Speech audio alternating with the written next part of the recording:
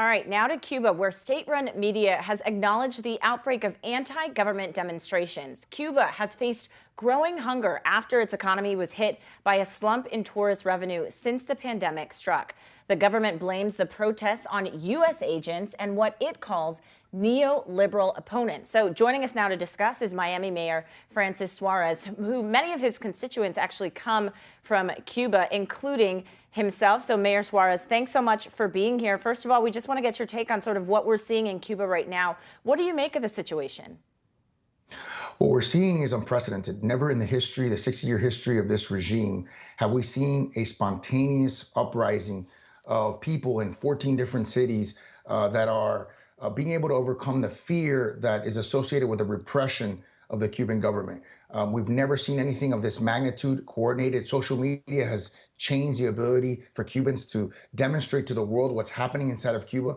And make no mistake about it, Cuba is a hemispheric threat to the entire hemisphere because it exports narco trafficking, it exports terrorism, and it's also its ideology has enslaved millions of people in the hemisphere and created abject poverty in many countries.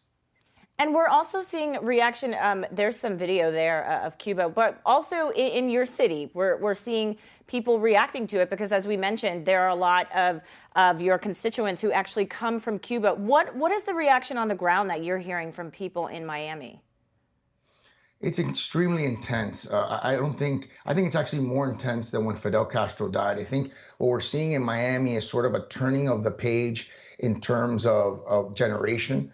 I think when Fidel Castro died, it was sort of the end of the prior generation where my father and my grandfather were associated with. And now we're starting to see a new generation of new arrival Cubans that are very, very connected to the island, that feel a very intense desire to want to be part of the solution. They see their brothers and sisters in Cuba fighting and out there, and they want to go and help. And so they want intervention. They want the United States to intervene at some level.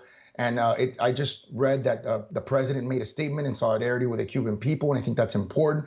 And I think now is a time to rally the international community that can see for the very first time exactly what's happening in Cuba, that there needs to be some level of international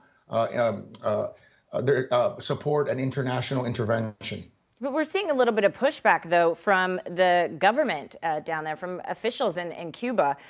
Talk to us about sort of the messaging that they have. I mean, the leader down there was actually on the streets and sort of countering what the protesters were doing, right?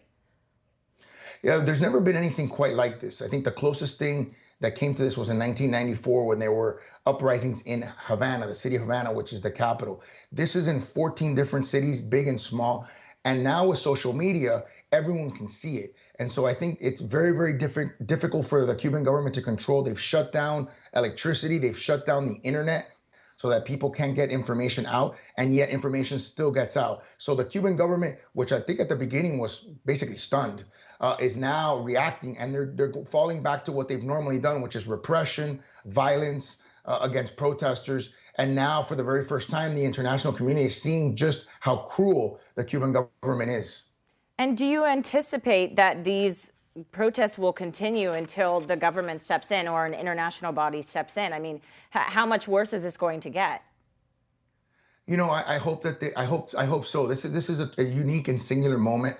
It's just incredible. The bravery that the Cuban people are demonstrating when they know that basically their life is at risk. And when they know that by going out there and protesting, they are subject to being beaten and killed and potentially arrested and tortured, which the Cuban government has done for decades. This shows the level of desperation in Cuba. And I'm hoping that this is the moment that the Cuban military realizes that they can be on the right side of history, on the side of the people, and spare a whole generation the suffering that the prior generations have suffered.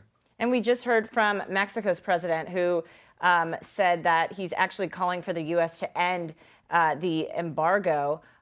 What's your take on that? Is that what needs to happen in order to sort of quell the devastation and sort of the frustration that's happening? You know, I've never understood why leaders would make that argument. The Cuba has a right to trade with every other single country in the world, and they still can't make their economic system work. To me, that is a red herring. just to create an excuse as to why the Cuban system is failing. And it's failing because it's an ideology that is a failed ideology. And I think countries need to recognize that. And people need to see the desperation that Cubans feel. The Cubans don't care about the embargo. What they care about is freedom and liberty. And Mayor, we also wanted to ask you about the situation in Miami. Of course, the world has been watching the Surfside devastation that has happened there. Talk to us about what efforts are like on the ground there. I know it went from, it's now in recovery. How is the city doing? We are grieving tremendously for the victims of the Surfside tragedy. It's inconceivable that a building could collapse that way instantaneously. And I think that there's some very difficult decisions that have had to be made. You just articulated one of them, which thankfully has helped in some ways many families heal and receive closure because they've discovered many more people in the rubble since that decision was made, and the decision to take down the remaining part of the building, which were two key decisions that were made in the last few days. But this is an incident that affected 160 families, but it really has felt like 160,000 families because it feels like there's someone in the building that everyone knows, and it's affected different faiths in our community. It's been something that has shocked the conscience and also given us an opportunity to revisit our codes to make sure that this never happens again.